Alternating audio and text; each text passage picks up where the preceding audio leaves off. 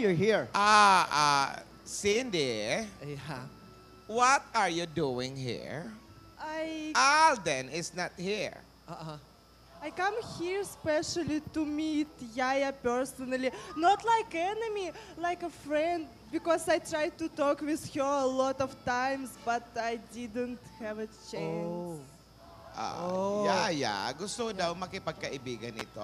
Oo, makipag-friends. Lola, parang hindi naman po kapani-paniwala. Bakit? Wag, bigyan mo ng chance. Lumapit ka doon. Pagbigyan mo na, Iha. Sige na, lapit na doon, Iha. Lapit doon, sabay uppercut. Ano ba? Mag-uusap lang eh. Hindi. Lapit lang pala. Lola! Lapit lang pala. So, Cindy, what do you want to say to Yaya? Yaya, don't get mad of me, please. You know, I need protect my business in Russia. My family lost share in business. And only marriage with Alden solution. It's just only one and Natutulala si way Frankie, to help my family. And this is Lola Baba's condition. Yung pala, Yaya. Ganun pala yun, Yaya. Yung business lang pala naman talaga. Ikaw ba yun?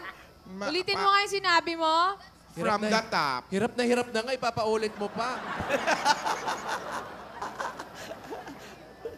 Yaya, don't get mad. Ayan. Ayan. Huwag ka na raw magalit. Me, I am not mad. Uy! You are handsome. Uy! Puti na, Frankie. Oo, kahit hindi kula. Hi. Okay, Cindy.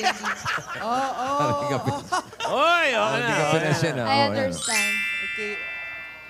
Congratulations and best wishes to you and Alden. Thank you. Yaya. Ano? Pumapayag ka? Wala namang magagawa eh. Meron ba? Alden, marami pa akong gustong gawin eh. Marami pa akong pangarap.